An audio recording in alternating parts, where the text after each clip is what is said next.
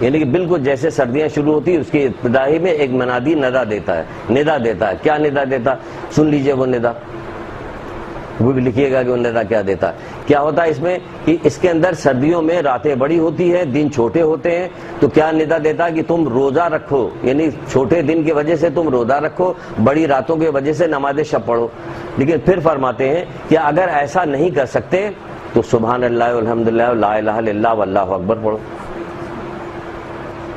کچھ سمجھ میں آئی؟ سبحان اللہ والحمدللہ لا الہ الا اللہ کی وقت سمجھ میں آئی. کہا کہ سردیوں کی راتیں بڑی ہوتی ہیں اور دن چھوٹے ہوتے ہیں، تو کیا کرو؟ روزہ رکھو اور رات کو نماز شب پڑھو اٹھ کے. لیکن اگر ایسا نہیں کر سکتے تو کیا کرو؟ سبحان اللہ والحمدللہ لا الہ الا اللہ واللہ اکبر پڑھو.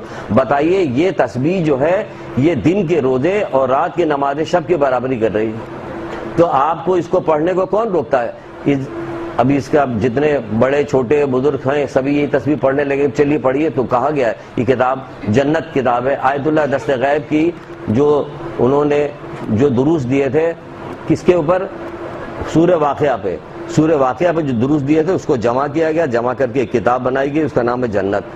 خریدیے، دیکھیے اس کے اندر بہت سارے اذکار آپ کو ملیں گے جو ہم بتا رہے ہیں وہ اسی میں سے بتا رہے ہیں. آپ جب خود سے بھی لے کے پڑھیے گا تو آپ کو مزہ آئے گا، خوشی ہوگی کہ ہم نے بھی اس سے پڑھا.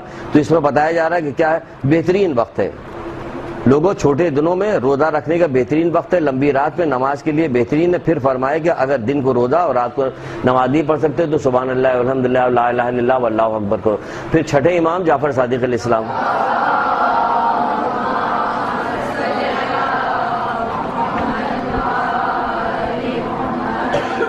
وہ کہتے ہیں کہ اگر انفاق نہیں کر سکتے ہو، گنجائش نہیں ہے اور رات کو بیدار نہیں ہو سکتے تو تمہیں سبحان اللہ والحمدللہ لا الہ الا اللہ واللہ اکبر کہنے میں بخل کیوں کرتے ہو؟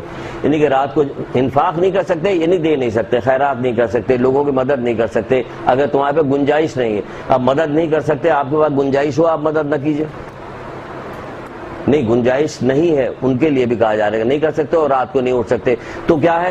سبحان اللہ والحمدللہ لا الہ الا اللہ واللہ اکبر کہنے میں بخل نہ کرو. یعنی یہ کرو، یہ پڑھیے تسبیح.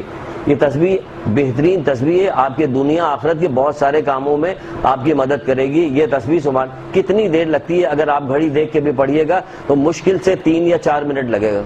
پڑھو. پھر یہ کہا جا رہا کہ مولا کہتے ہیں کہ ہر حرف کے بدلے میں رسول اللہ کہیں سے گزر رہے تھے، دیکھا کہ ایک بندہ ہے جو وہ درخت لگا رہا. تو پوچھا اللہ کے رسول نے کہا کیا میں اس سے تمہیں بہتر درخت نہ بتاؤں؟ تو اس نے کہا ہاں اللہ کے رسول بتائیے کہ جو شخص سبحان اللہ والحمدللہ لا الہ الا اللہ واللہ اکبر کہتا تو ہر حرف کے بدلے میں جنت میں ایک درخت لگا دیا جاتا. اس کا تو پھل جو ہے یہ موسم کے ساتھ ساتھ ختم ہو جائے گا، لیکن یہ جو درخت ہوگا جنت میں لگے گا تمہارے ان کلمات کے کہنے کی وجہ سے، اس کا درخت، اس کا پھل جو ہے کبھی ختم نہیں ہوگا.